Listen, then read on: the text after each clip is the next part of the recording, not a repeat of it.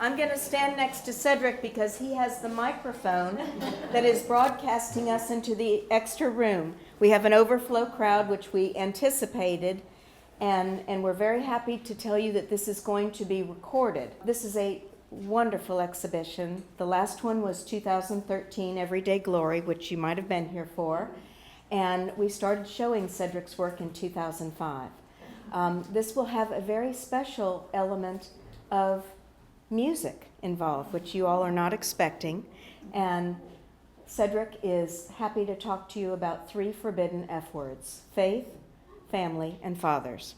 Thank you.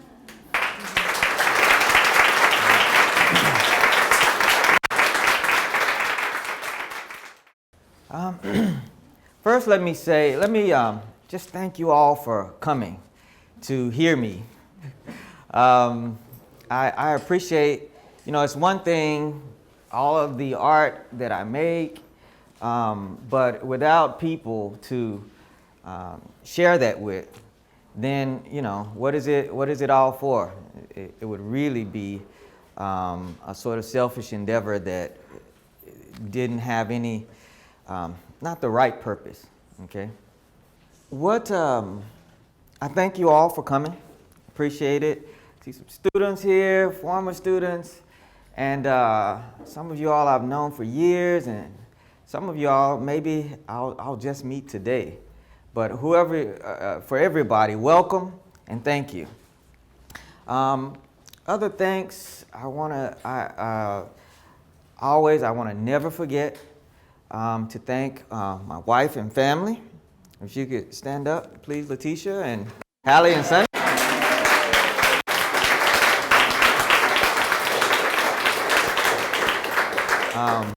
I couldn't do anything without them. I truly mean that. I want to thank I don't know if my mother and father, I don't see them in the house yet, but I want to thank them. They're so supportive. And when I say stuff like that, you think, yeah, that's the formal thing, the thing you're supposed to do. But really, no, I mean, I could not do it without them. Really. They helped me in so many ways. This PowerPoint, if Letitia hadn't been taking out her time to help me get it all together in the last minute, it wouldn't be here. And the things that Valley House does, I mean, look at this wonderful space. They help to put and curate this show and put it all together, right? So it's never just about a singular person. It's always about a unity of people working together. Any success that anybody gets that has any kind of thing to it, there's always a group of people somewhere. And so I never want to forget that. Another few things. There's a friend of mine, been talking to younger artist. He has a show up now that I want you all to see if you have time. Young artist named Riley Holloway, and he might be here. Is Riley here? I don't see him now. If you have time, Riley has a show, and I think it's entitled People I Know. Riley Holloway. If you get a chance, check that show out. Riley is a wonderful young artist. He has an up-and-coming trajectory. There's a number of my students and former students here. Here's one of them right up here. And I'm all behind the work that they do.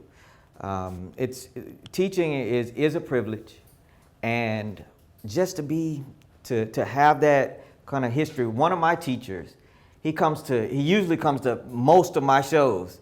I'm still talking with him, and he taught me when I first entered into college, and he's still around today. His name is Jack Barnett, and just a great mentor and teacher. And so I like to be behind students and really champion what they're doing when I've had the privilege of dealing with them. So dealing with this talk, 3 forbidden F words: faith, family, and fathers. I want to say, where do I start? I think the place to start is right there with the title. Why would I call a show that? You know, that's a funny thing to say about a show, and to call those words forbidden, there's a certain backdrop that you have to be reacting against, right? So I start there to say that, you know, there's a lot of things that go on in the culture. You know, I see some of the celebrities that have been sort of paraded across television and before the young people, not just this community, but nation. And I just think, you know, wow, we have to, there's such a need to go back to those basic things that have have brought us strength, that have solidified us. And, you know, it's against the backdrop of what I see going on that I present work that I would use that title for. And so I'm gonna speak about, today I'll speak a little bit about the history of this work, how it came to be. I'll speak a little bit about its content, what it's about. And then I'll talk something about the formal side of it. Why did I do this and why did I do that, and colors, process with that formal talk. And last but not least, what Cheryl was hinting on is I'm going to talk a little bit about hearing art. And I hope that we could we'll have a special moment today in terms of hearing art. And I think that's important because as I'm making the work, there's something internal that guides me in the making of the work. There's something that I can hear. And if I could sort of open a door for you all to kind of see that and understand that, then you would understand maybe, you know, and what talks like these are for, where the artist is coming from when they do these talks or when they make work. So all of that said, let's start with some images. A number of years ago, I did these large paintings called A Love Supreme. They were 20-foot long panels. It was really one piece that totally encompassed the viewer. This is from the MAC, the McKinney Avenue Contemporary. And they were large-scale quilt paintings. And a lot of people have come to see those large-scale paintings that I've done. But something that's also a part of my work is a little something that's kind of like theme and variation. In a number of my pieces, you'll see me do a work, and then I'll do it again in a different way, and then I'll do it again in a different way.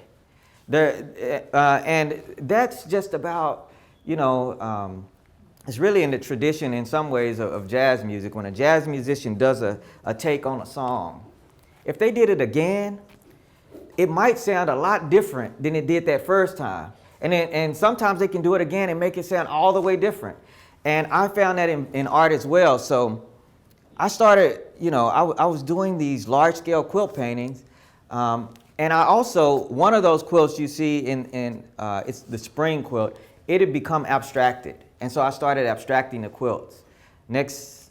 So even at the show before the last show, I did a whole show here at Valley House about quilts. And some of the quilts were abstracted. And some of the quilts you see in the show today are abstractions that are based on quilts. And I do them directly looking at an actual quilt. I sort of abstract it really for expressive purposes. I found that some of the abstract expressionists, maybe they were abstracting for different purposes, but I do it for expressive purposes because I find that through the act of abstraction, I can sort of pull out angles and speak to ideas that maybe just the quilts in and of themselves, it's like getting a different take on those quilts. So in seeing that abstracted quilt from a former show, then it sort of gives us the backdrop of the abstracted quilts for this show. Next. So there's a number of small, a whole project I did, a printmaking project where that A Love Supreme series that I was just talking about, I made prints of them. And I made the prints in different ways. They were lithographs. And then the project became a mixed media project where I would take the same 4 quilts and just address it in a different way each time. Next. And I did that in hopes of every time with the same imagery, kind of taking a different take on that. What happens if there are more solid colors like these? There's a solid red, and we see the image embedded within that red color, and a solid yellow for the spring, and the image embedded within that solid yellow. A solid gray for the winter. And those, just having that different take, I think it's an interesting thing, how you can take one song, one image, and then do a different take on it, Perhaps in the future, maybe a good idea would be to have an entire show that's just one image and just find all these different interpretations of that one image, you know? But in those pieces, you can see the variation and the power of finding different variation, okay? Next, there's one more. Usually the quilts, in terms of the content, the message, or meaning, this piece was called A Love Supreme, and it was about love at different levels. It started off with love, thinking about love in terms of a grandmother who makes quilts for a family, kind of familiar love. But then as you think about the love, it builds up to, talking about different types of love.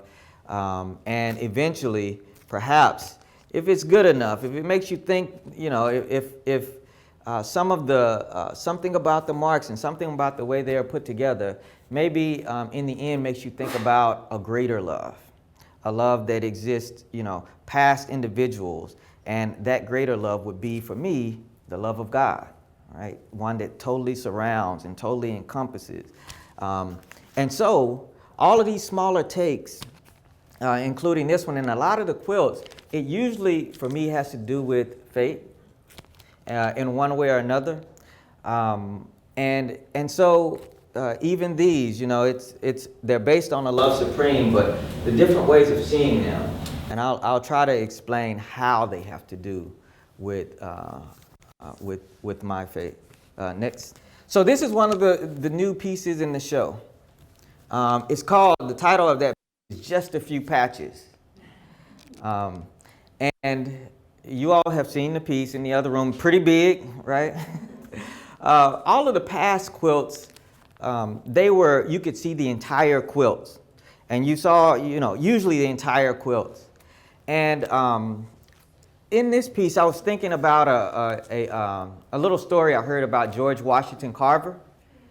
The story goes that George Washington Carver was interested in knowing the secrets of the universe as a scientist. And so the story goes, he prayed to God and said, God, I want to know the secrets of the universe. And God's answer to George Washington Carver was, in essence, I can't give you, you couldn't handle the secrets of the universe, but I'll show you the peanut. Right? George Washington Carver went on to do all of these inventions with a peanut. He discovered all of this stuff by researching a peanut, right? And so in this quilt, I was thinking about, I'm usually doing large quilts, but what about if we looked in just a few patches? What if we looked in a microbe of a quilt? There's a world that exists within just a few patches. And that difference of scale, it makes us think about, you look small next to these big patches, almost like a little ant, crawling up and down, and the piece turns into something of a landscape.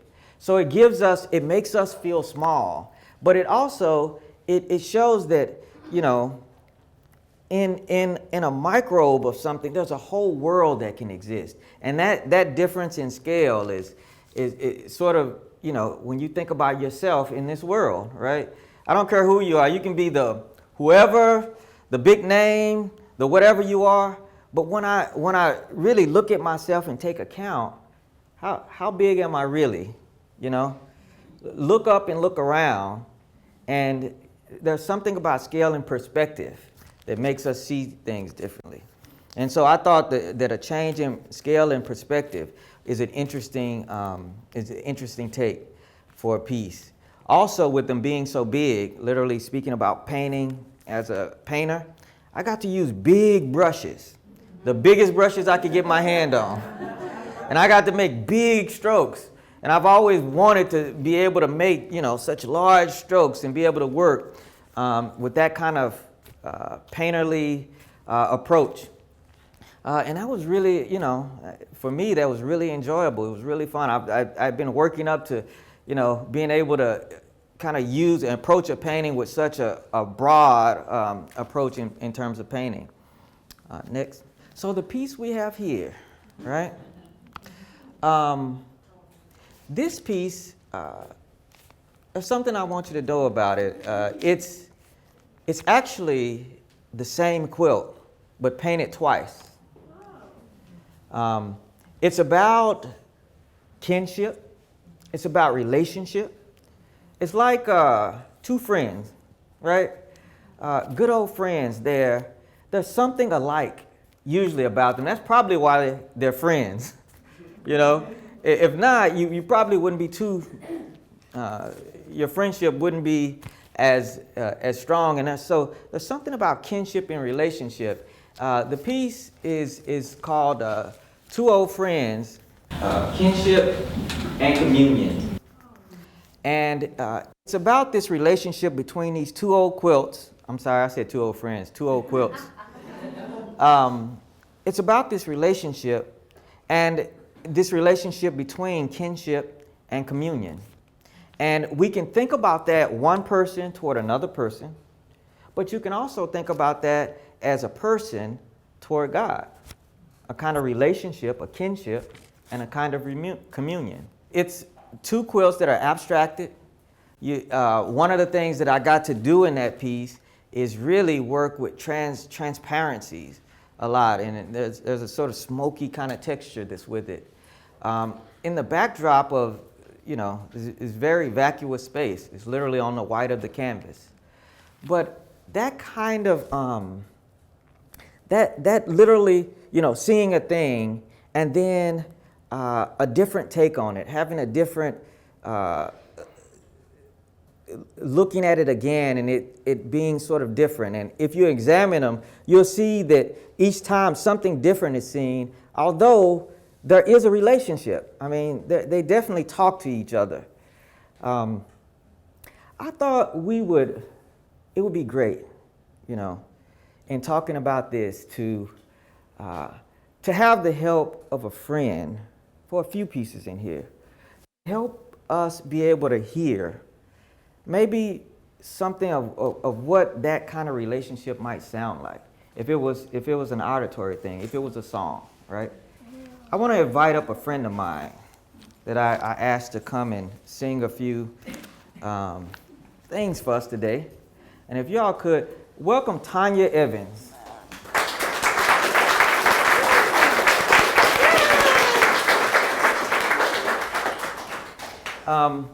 And not only Tanya, I invited another friend along.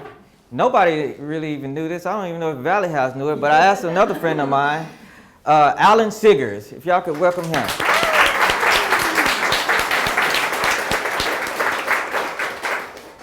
I'm gonna let Tanya talk a little bit about, because I just asked her to choose a song that sort of fit, kind of that she thought would fit the relationships in this song, being that it's sort of the same thing but done differently, and she can tell you why she chose the certain song she did, or and I'll let her just talk to you and then do her thing. All right, well, good morning. Is it still morning? I'm saying this only because I work nights and I have this time of day. I just don't operate, or I'm not even familiar with this time of day. So I'm just going to be honest with you all. So I don't know what you guys are going to get today. I'm going to be honest, okay? But first of all, welcome and good morning or good afternoon to each and every one of you. And to Sedrick, I just want to thank you so much for inviting me to do this with you. I know you could have chosen millions of other singers or, I don't know, artists. That there are people who are in the music to do this with you. So I really appreciate the opportunity to come out today and just to share a little bit of song with you all.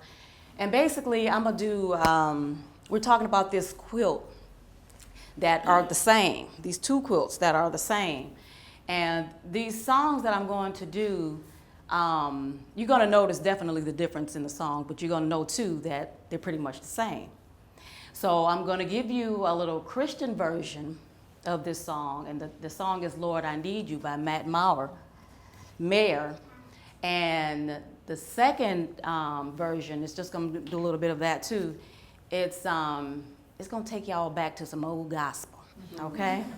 Baptist, how many Baptist people we got in here? Take you back just a little bit. Just to show you that, you know, that we appreciate the same God, or we're praising the same God, or we get comfort from our God. Even if you're not a Christian, we get comfort from something. And we all can get comfort from a quilt, okay? And so we're going to get started.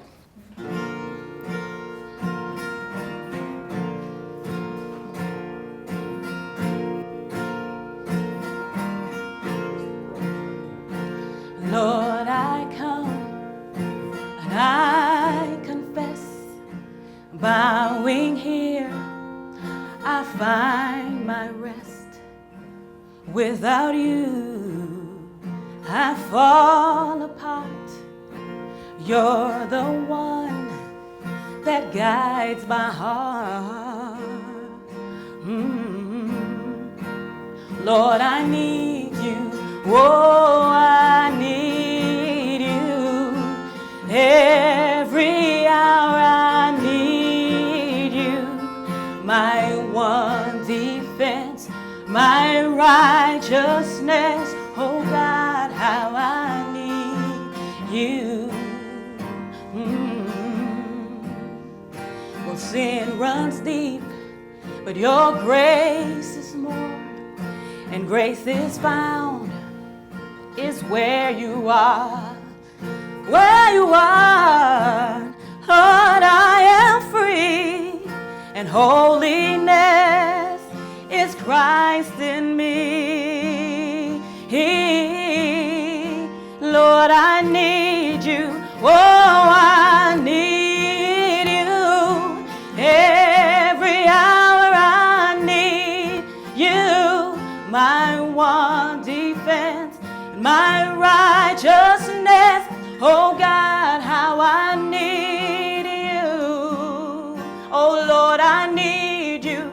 Oh, I need you. Every hour I need you. My one defense, my righteousness. Oh God, I need you. Lord, I need thee. Oh, I need thee.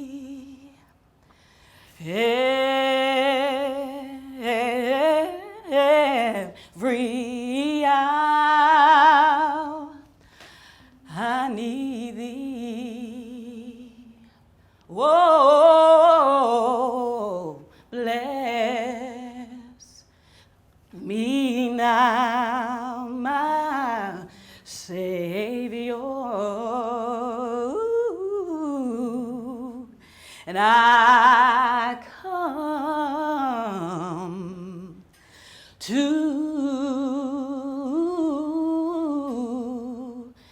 thee. That's it.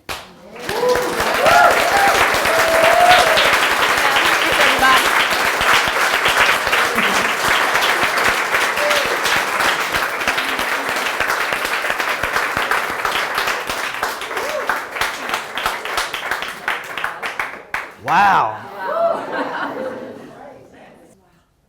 So you wonder what's in a person's mind when they're thinking about, you know, I'm there and I'm extracting a quilt.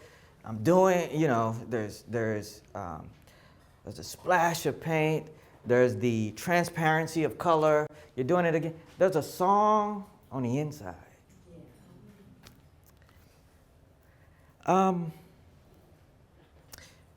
Many times, the touch of an artist is like the voice of a singer. Tanya came up here and she sang that song. The songs that she sang, they could be sung by a number of other people. The words, she'll tell you, if you talk to her long enough, she'll say, the words are so important. But yet, how those words are sung, it takes her personal, each singer.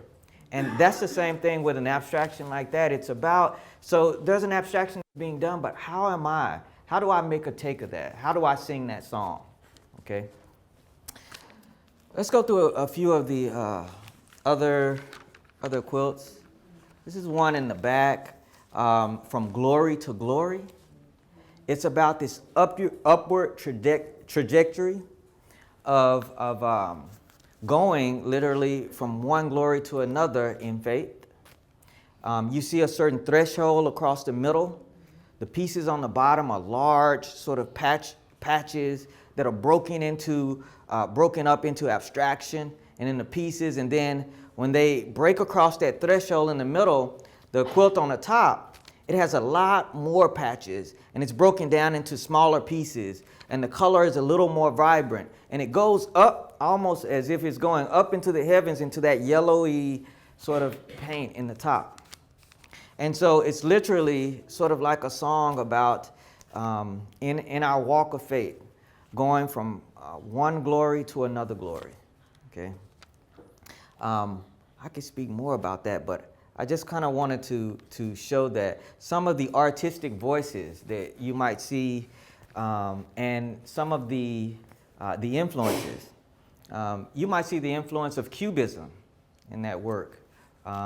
If you think about some of the analytic Cubism of Picasso, you might also see an influence of what is that?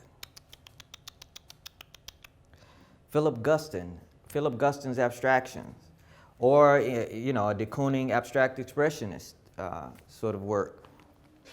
But for me, it's a matter of taking that language and vocabulary and using it toward a type of meaning versus it going toward just abstraction. Next. One of the things that happened different in this show, maybe than other shows, is that in the exploration of quilts, you saw those big patches.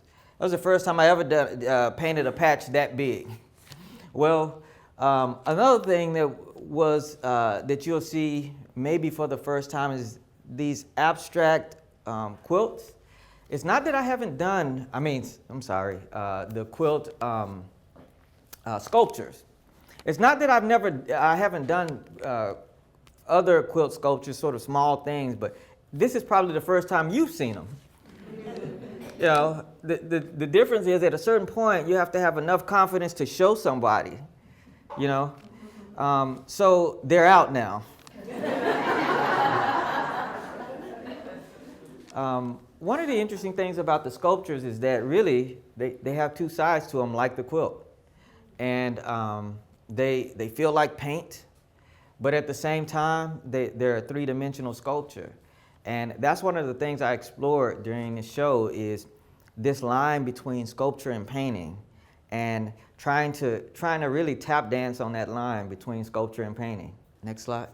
Many of y'all, one of the paintings that I had the most questions about was a painting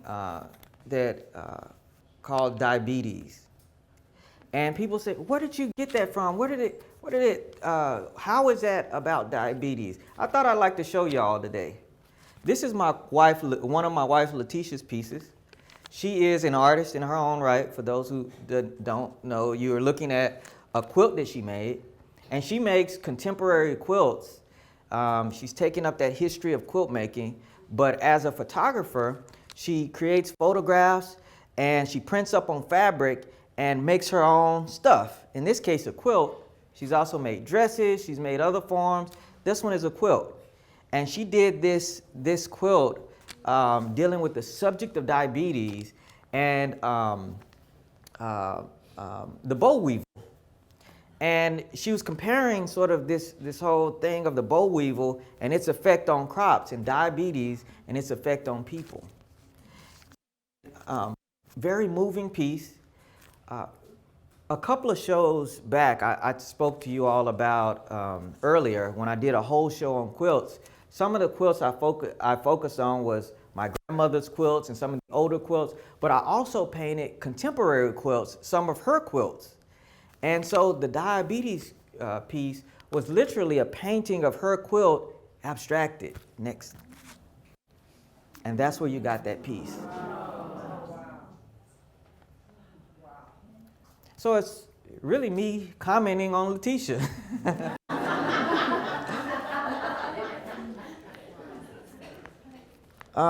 It's my take on it. For instance, so that was my take on her quilt and me dealing with it as an artist and trying to present it in another way to you. But what happens if we can hear this piece? What it might sound like. Let's do that. Tanya?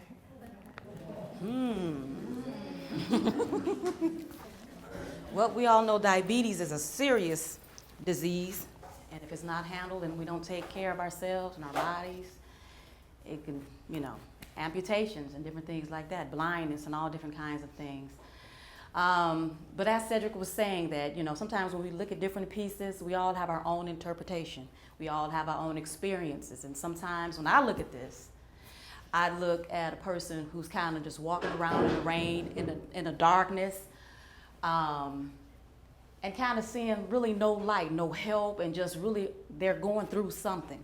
And we all go through something, and it doesn't necessarily have to be diabetes, of course, and it doesn't necessarily have to be a physical disease. You can have emotional issues, you can be down about anything, and sometimes we feel as though there's nobody to help us, there's nobody around, and sometimes there is. And I look at that, when I look at the painting, I look at little glimpses of light.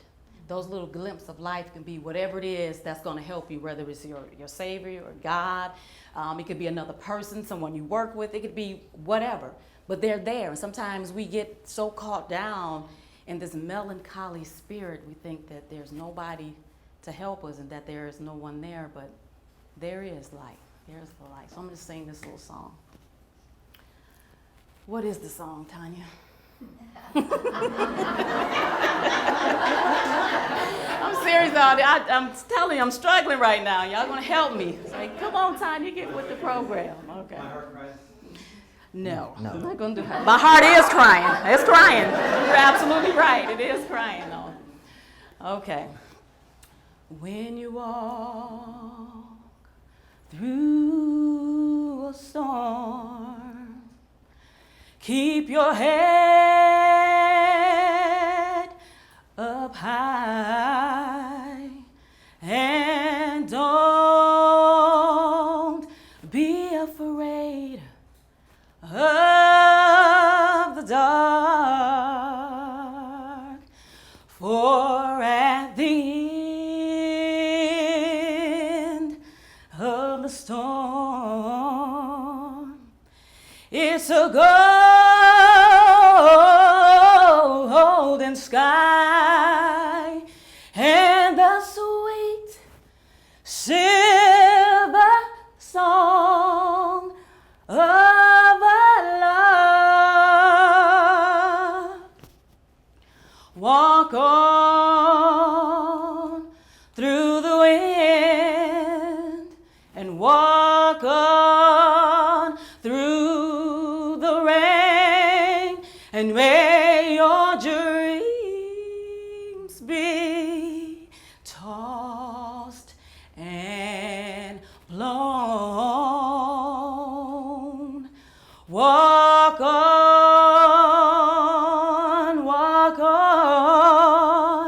with hope in your heart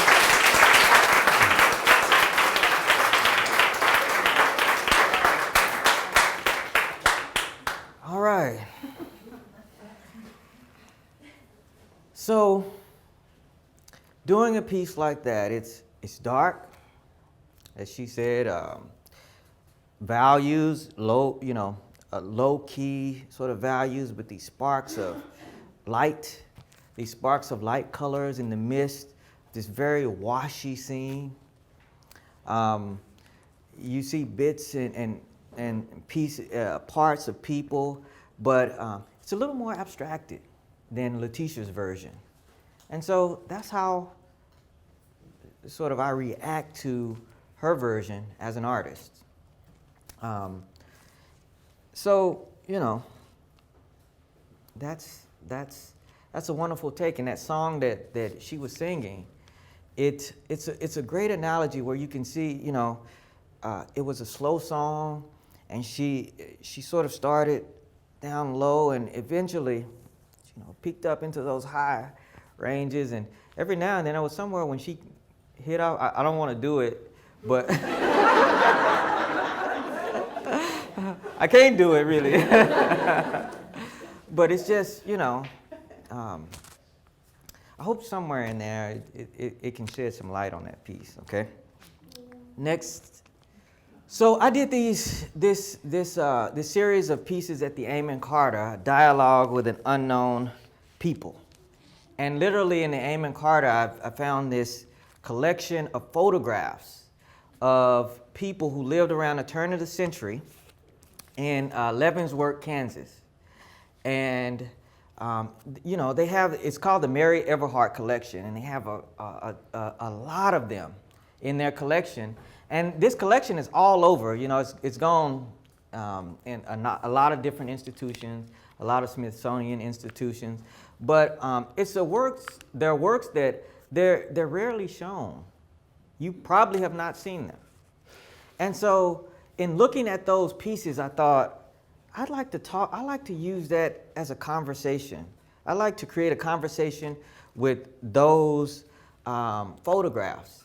And I'm going to use photographs from a different time, more of a time closer to contemporary life, but maybe not all the way contemporary. So you would have one old photograph on one side, and then a photograph that sort of moves up in time. And really, it's a talk about photography to some degree, because when you look at the pieces, there's a certain sense of the color, the black and white old photograph, and even in the other one, it has a sense of the color of that photograph that was used.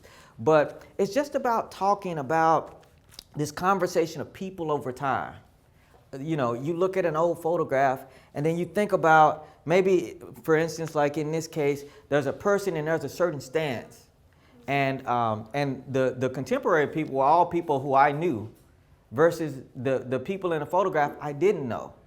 And so you think about how that stance makes you think about your Uncle Frankie, this is my Uncle Frankie in here.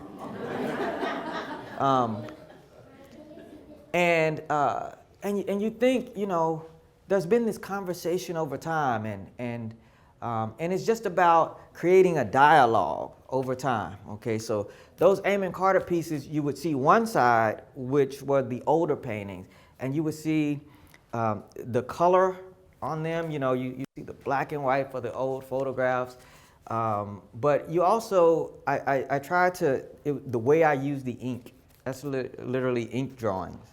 And it was something about using ink to talk about, pieces that would eventually be ink. They're not all ink. Some of them are glass plate negatives. So it was about a conversation both with the art in terms of its form, but also with the, people and time. What would, for example, if I could cut back into time and I can't, and there would be a conversation between the man you see on the right and the other one on the left, what would that conversation be? What would it sound like? Next. This was a piece, you see the contemporary colors of that's my sister on the right-hand side. And the young lady on the left-hand side, I just looked at that lady in the photograph, and she looked like my sister. I thought, what was life for her at the same age my sister was probably this age, graduating high school. What was the life of that other lady like at that same time? And if they could have a conversation, what would that conversation be? You know, so that's what that body of work was kind of about. Okay. Next. So we get to some of the contemporary figurative works that you see in here. I was dealing with the subject of family and dealing with fatherhood. Why? Well, you know, obviously it's one of my interests, but not just that. In contemporary art, you have things like, let me see. I think about some of the names and some of the titles and some of the language that I hear in contemporary art. I hear stuff about the black body and the female body in art and identity issues, and all of these really, you know, they sound really good, and they probably are. You know, the artists, I like many of them, but there's all of these titles and people dealing with those types of subjects where really they dissect the body into these pieces and parts. But I don't hear and I don't see families. I don't see it. Even, you know, and in also dealing with that, I'm thinking about the the traditional African American communities and some of the struggles that we might have there. And one of the struggles, you know, there's a struggle with families, but there might also be a struggle with fatherhood. And I think, what is that struggle and why is that struggle? Well, here's a few sort of outward things to kind of think about, especially, let's say, when we're thinking about this piece. This was a piece I did. I hardly ever do long, drawn-out titles, but this sort of has a longer title. If perhaps by chance I found myself in a cage, something like that. And so what is that about? I know a number of people looked, and there was a question in it, you know, how do I interpret that? If perhaps by chance, I want to say I woke up and found myself in a cage. This is my family. And then many people look and they say, that's you. It's based on me. I was kind of looking at myself, but obviously it doesn't look exactly like me, right? I'm trying to marry two things. You see the world of sculpture and the world of painting, and they're married into one thing. And how do I marry them abstractly? I use, you know, the way that this stuff is made, the gray, to speak to the gray in those images, the dark color of her dress, the dark color of that figure, the dark of those pants, to kind of speak across, the white design of white at the top, the white line in the middle, and the white on the pedestal. They're put together in a way where aesthetically there's a conversation. What is being talked about, though? What's being discussed is the struggle of fatherhood, and where do those struggles come from? Well, many places. Many places. You know, I think it's been this past year, when we think about it, there's been a lot of talk about the issue with incarceration, right? They say that perhaps America has more people incarcerated than any place else in the world. Some of the numbers, they say, you know, maybe we're 5%, what I've heard, of the world's population, but we have 25% of the world's incarcerated. And in that 25% of the world's incarcerated, the majority, minority. And of that majority, minority, the majority of those minority, males. So then, think about this. 25% of the world's incarcerated, the majority minority, the majority of those males. Now, African Americans make up 15% of the culture. Large number in jail, 15% of the culture, American culture. So that's part of an issue, but that's not the only issue, right? If you speak about American culture and then just fatherhood in general, I was at a talk the other day. They were speaking about fathers, and they were saying it was if some of the women are going to be more successful in the workforce, then it would mean that the men had to take more of a role in terms of taking care of and dealing with children.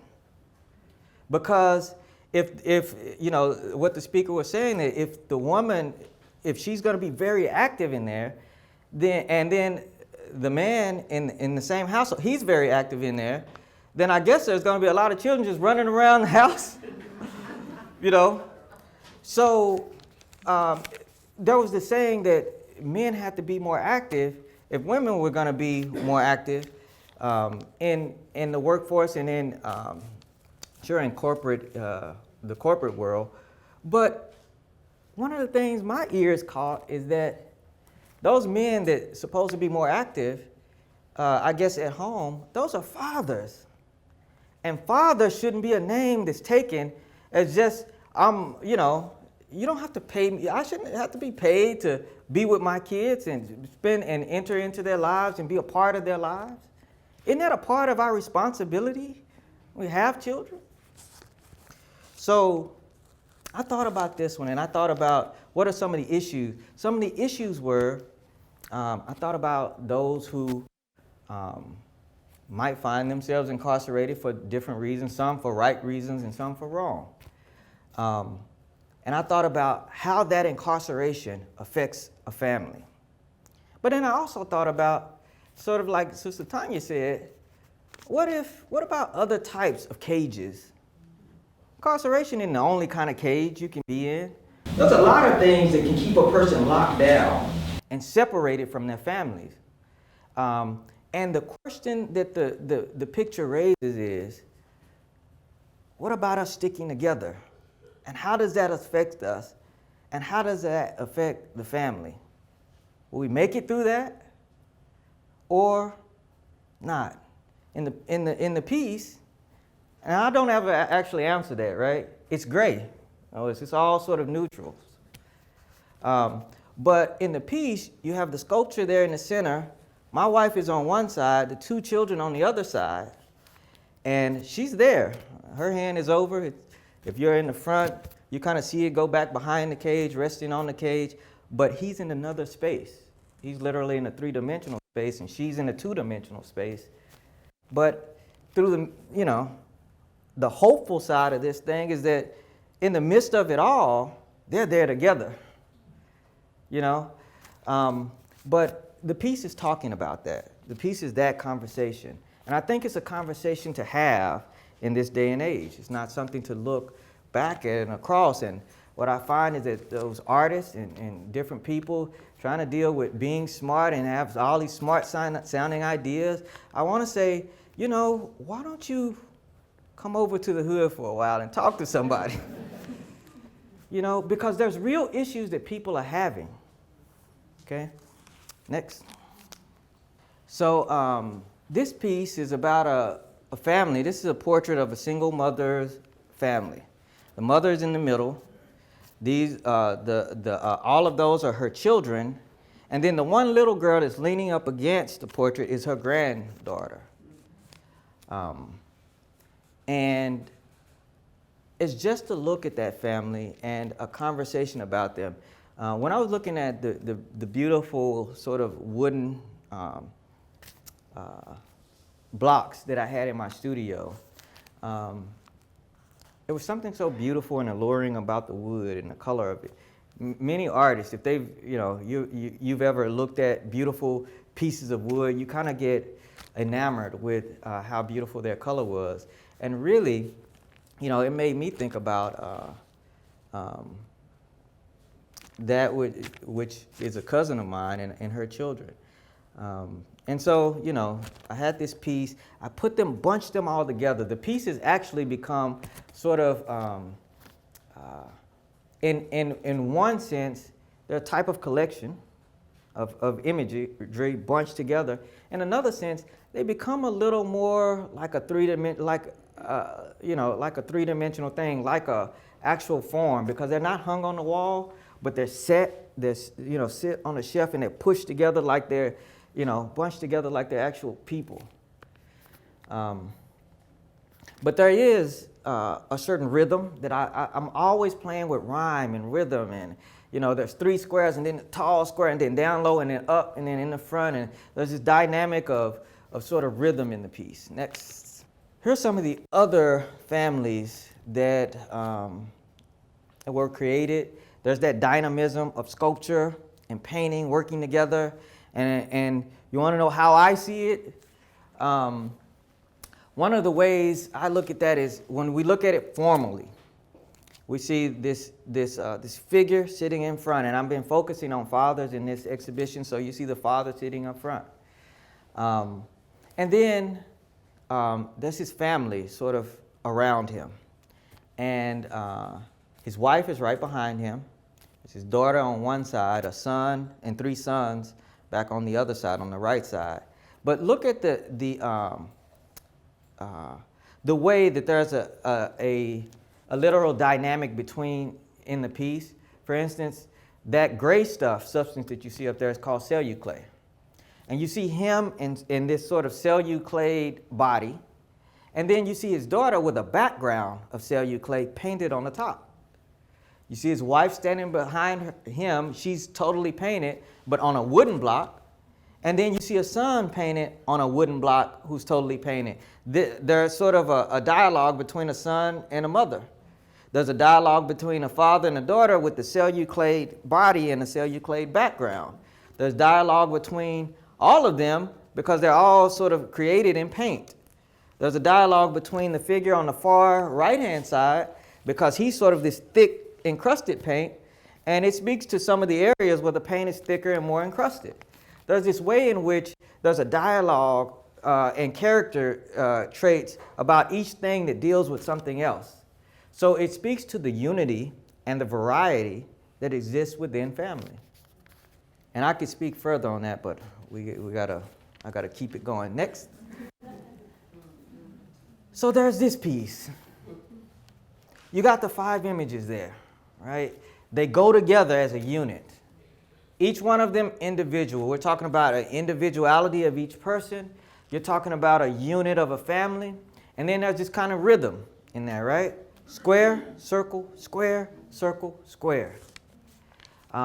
Even within that rhythm, every one of them, this sort of quiet square that exists within them. Well, what am I talking about, and what is this whole thing about? It's a family portrait. It's talking about family. There is the one painting on the end that's different from the others. But just in talking about the paintings for a second, how do I see them? Well, okay, so each one of them are these direct portraits. I told you earlier, the voice of a singer is like the hand of an artist. They're against a white backdrop, sort of silent backdrop, and you just got these sort of expressionistic presentations of people. And some of them are looking at you, these two on the end. Me and Letitia are looking to the left, and the figure on the far end is looking toward this way. Against that white backdrop, the figures they sort of mailed into the backdrop, what you see Sonny there. Slightly thinner than, for instance, the piece next to him of Hallie, which is a thickly encrusted piece. It's really thick in the middle. It's almost 3-dimensional. It skips. It's sort of a flatter picture, thickly encrusted picture. A flatter, expressionistic picture, thickly encrusted picture. And then a really sort of flat-ish picture on the end. So there's a kind of rhythm that goes along. And then there's a way in which there's, 1, 2, 1, 2, but then there's a 1, 1 that kind of breaks that up. For instance, these two are looking out. The center two are looking to the left. The far one is looking right. So it breaks that kind of rhythm. Also, with the portrait of myself and Letitia, you see it's sort of expressionistic to the extent where there's this sort of want to say a kind of splash of paint. The paint is done in such a way where the paint is splashing down, and there's a drip that are captured and not taken away, not fixed, not cleaned up, but left as a part of the piece. All of that is part of the language of painting. All of that, you look at that image, and it kind of gives you a sense about that image. This is a family portrait, and it's about thinking about family and really looking at family through the eyes of faith. I'll talk a little bit more about that. So, just to let you know, the picture of the baby on the end, that would be you look at that like, this one picture is doing its own thing. Why is this one so different? So about a year ago, Letitia and I lost a child. And so that child represents that child. And the child is envisioned on the other side of a sheet. So we're on this side, and that child is on the other side. But in essence, what's trying to be sort of spoken about is that there's still one family. And if I look at the situation through eyes of faith, then maybe, David says it this way, the child will know, that child might not come to me, but there's a day when I'll come to them. So it's about looking at the situation through eyes of faith and still seeing a kind of unity that's there. Some of the things that I think you might notice, everybody's sort of wearing blue, or there's a bluish color, bluish. And then the obvious white background, which is like kind of a clear background with this sort of painterly approach on each one. And I think maybe, just maybe, this would be probably a good opportunity to bring in Sister Tanya. She can rescue me right here. Sister Tanya.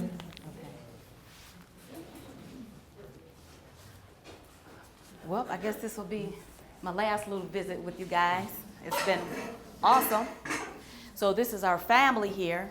And this little song here, real easy, real basic, but it has a really big message.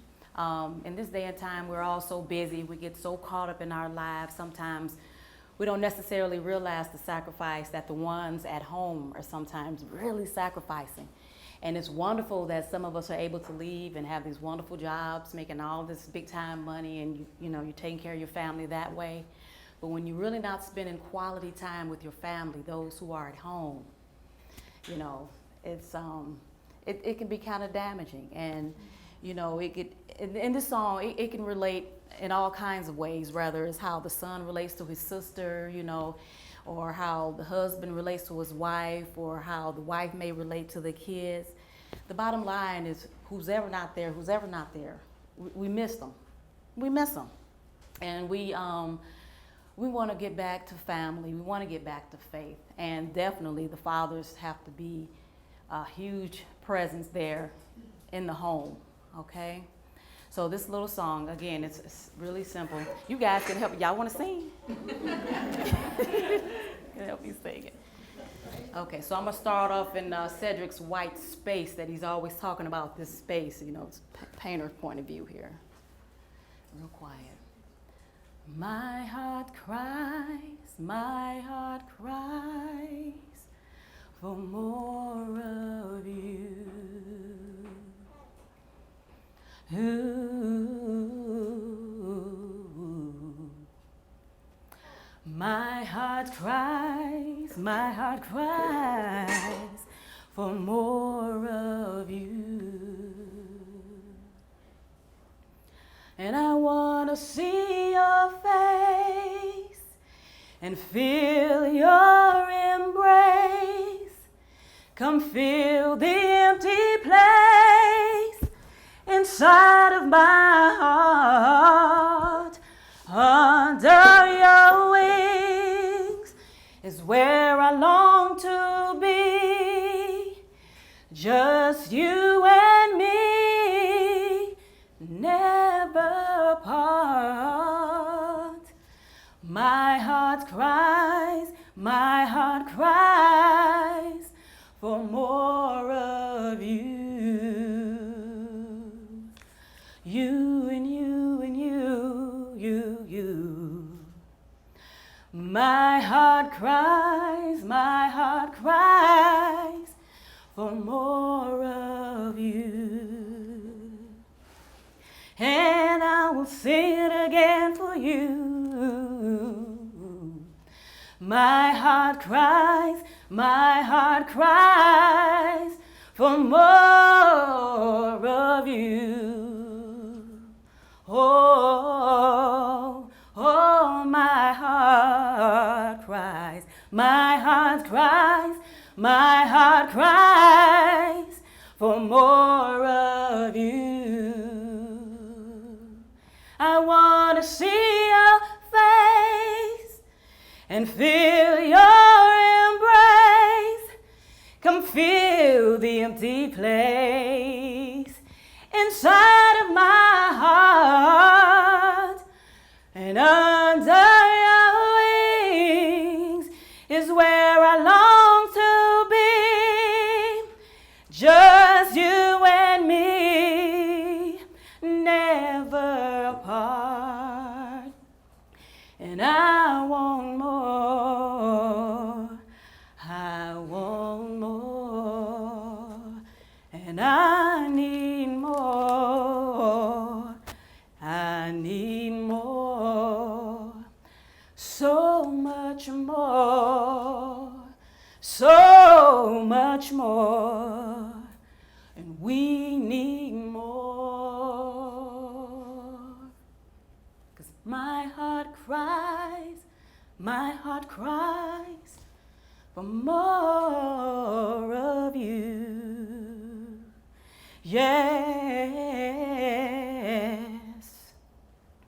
my heart cries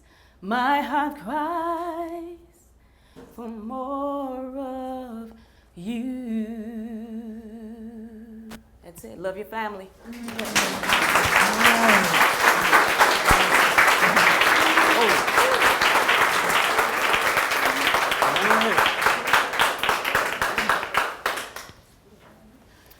Wow.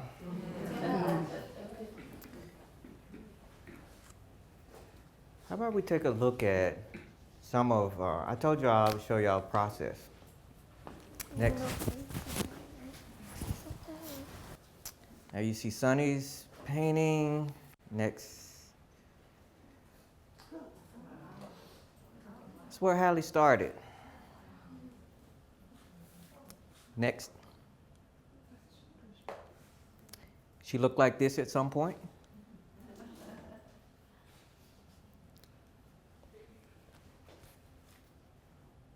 Next. And that's her now. Next. The t-shirt started like that.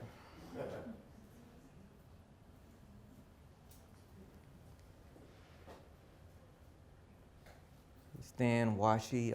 It's a traditional way to start a painting. Next. Some point in the process, believe it, she looked like that. Next.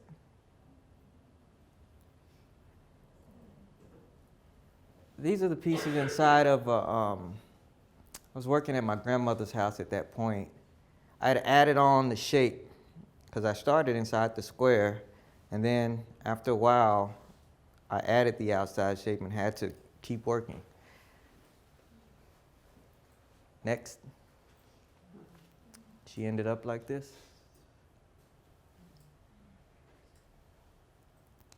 A few more shots. My painting. Next. I don't want to go through there.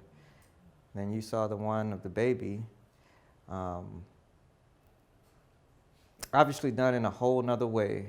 A lot more color, a lot thinner on the paint. Really trying to get a certain sense of figure on the other side of that sheet. Next. few studio shots. You ever wonder what it looks like? You see this one piece in process where you don't even see Letitia on the one side. Next. There's a piece in the other room. And this is the still life setup I was working from.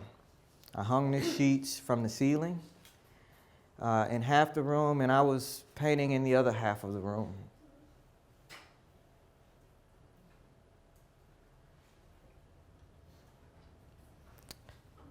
Next. And there's a picture of Hallie in that's actually my grandmother's old house. I've talked to people about a project that I'm working on over there, but I also worked on these big paintings over there. And I thought it was something striking about seeing her in that space.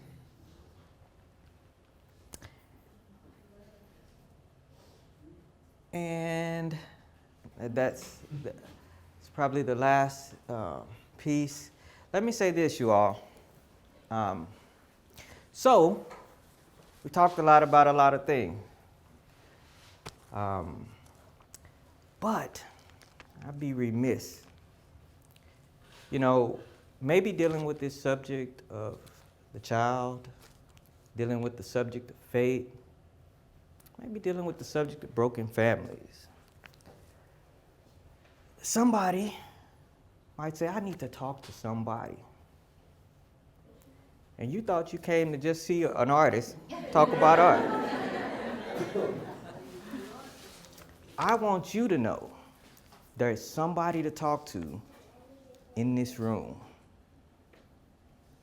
There's somebody who probably, there's a hurt. Somebody needs to talk to somebody about faith. There's somebody needs to talk to somebody about losing somebody. Could you, come up front.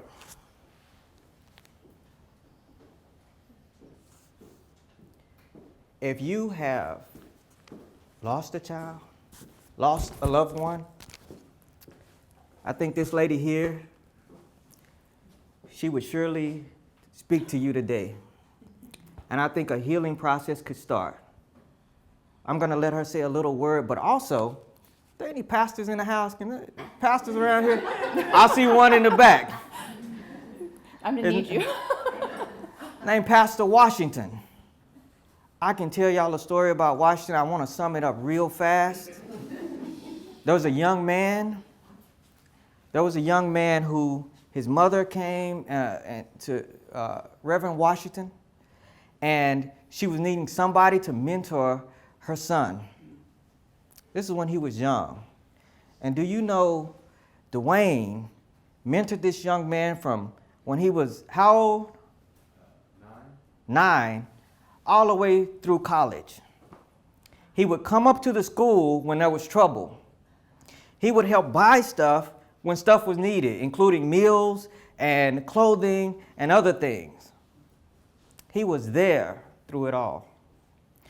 If there's issues that you're dealing with, there's some people around here. Got issues of faith, you want to talk to Dwayne. But if you got issues of loss, talk to this young lady. Could you? Sure.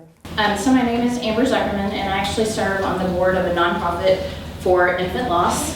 So if you struggle with a miscarriage, or in my case, my son was stillborn 9 years ago, and infant loss up to about a year, we provide support services. And God works in amazing and shocking ways sometimes. And Lauren Cross, who joined our Facebook group. I don't know if you're in the house, Lauren, but she joined our Facebook group a couple years ago, and I reached out and said hi to her, and then she told me about Sedrick's exhibit today, or that it's here, and so a friend of mine, Bridget Lewis, who works at UT Arlington, where Sedrick works, and all of the miracles that happened, it all aligned, and we actually popped in and surprised him in his studio, caught him completely off guard,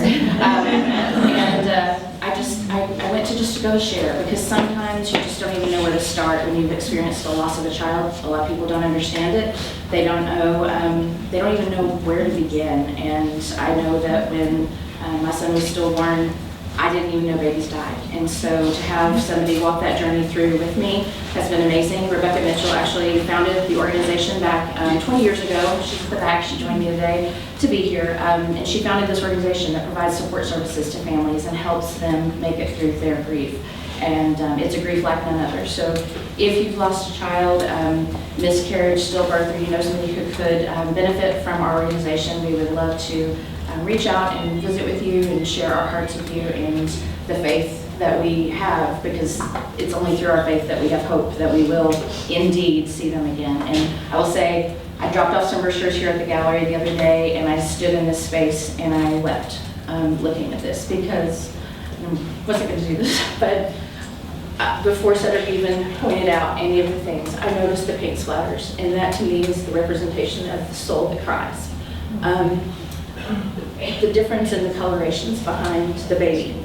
I didn't see it as a sheep, I saw it as the softness of that life that will forever be with you guys. It's the softness, it's the hope, the way that the baby was looking back at the family. I'm not gone, don't forget about me, I'm not gone.